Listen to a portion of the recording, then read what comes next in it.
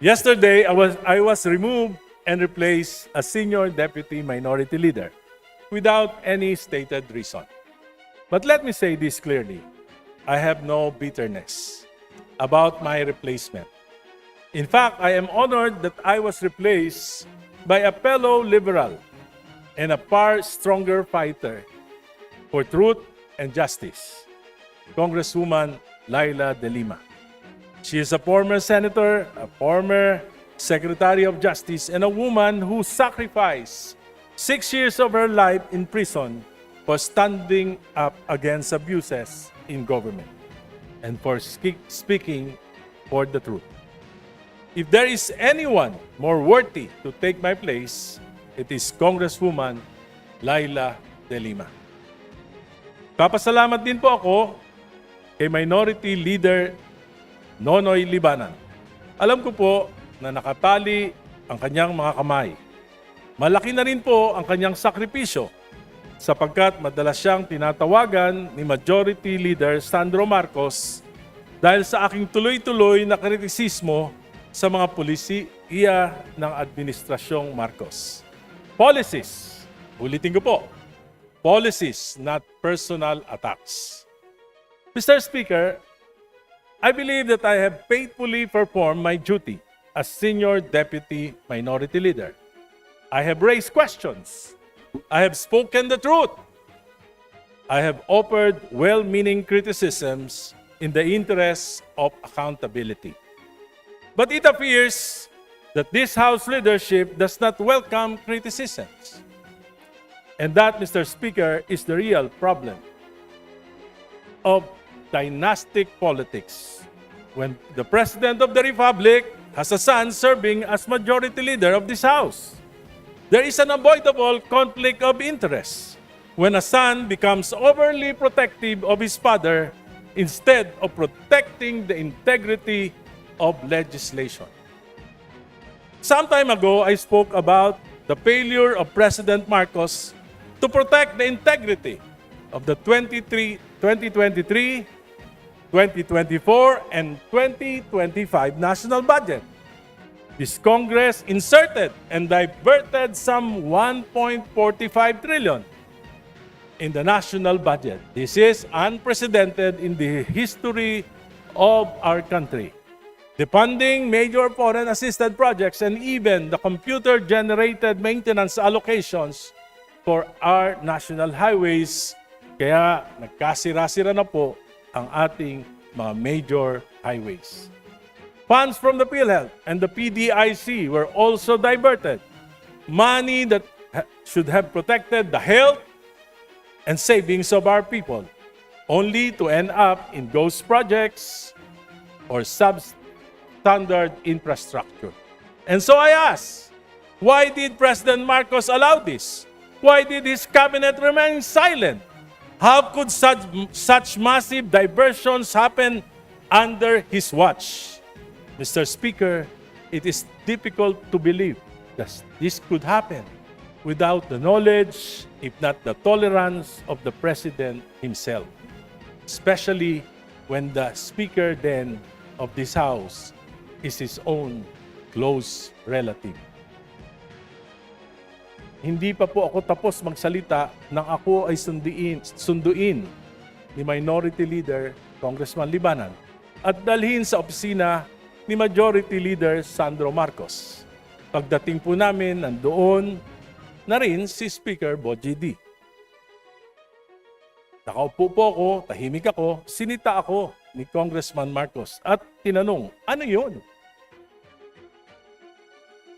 I replied that the anti-political dynasty advocacy has long been one of my advocacies. Ngunit, sinabi niya, hindi yon. Inaatake mo ang aking ama. Ang sagot ko, ang kritisismo ay nakakatulong upang maituwid ang mga pagkakamali kung bukas ang isip ng mga nakikinig. Ngunit, Mr. Speaker, bakit kailangan questionin ng isang miyembro ng kapulungang ito ang aking talumpati? Kung may mali, kung may kasinungalingan, bakit hindi ako debatihin dito mismo sa plenaryo?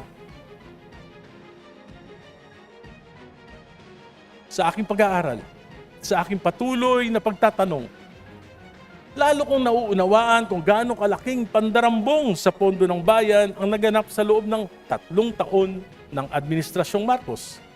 Lalo pa nang ipakita sa akin ni Congressman Leandro Libiste ang ilang datos na tila nagpapakita ng pamahalaan ay parang pinapatakbo ng isang sindikato. I intend to discuss this further in a separate privileged speech. Mr. Speaker, every day I pray to the Lord to give me the courage and wisdom of discernment on what I should do with the responsibility entrusted to me. Madali sana para sa akin ang manahimik. Madali sana para sa akin na sumabay na lamang sa agos upang masiguro na mas tahimik ang buhay at baka manalo pa uli ako sa eleksyon sa 2028. Madali sana para sa akin na itigil na ang laban na ito na maaring tawagin ng iba na recklessness at padalos-dalos.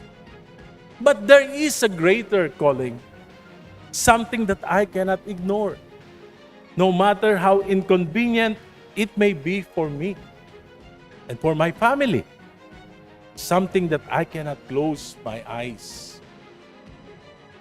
Just like when the Lord called Abraham and said, "Go from your country and your father's home to the land that I will show you." And Abraham followed without hesitation.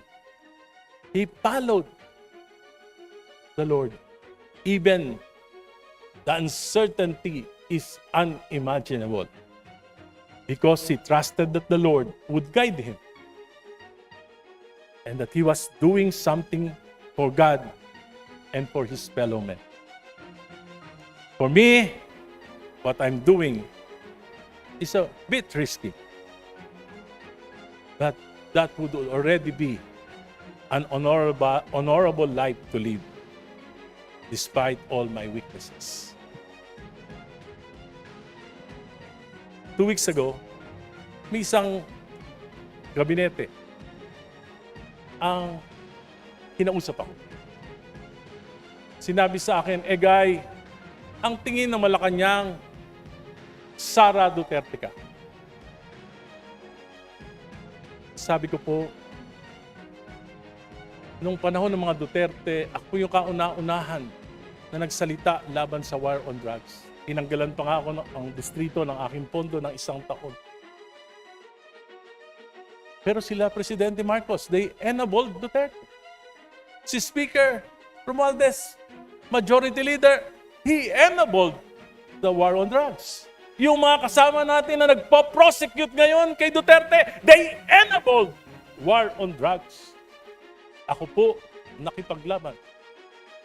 At hindi ko po nilalabanan ang dinastiya ng Marcos lamang. Nilalabanan ko rin ang dinastiya ng mga Duterte sapagkat alam ko na ang punot dulo ng korupsyon dito sa ating bansa ay ang pataba at ngayon mabubundat ng mga political dynasties.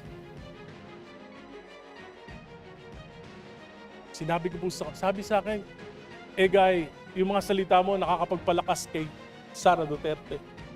Sabi ko, mali yan.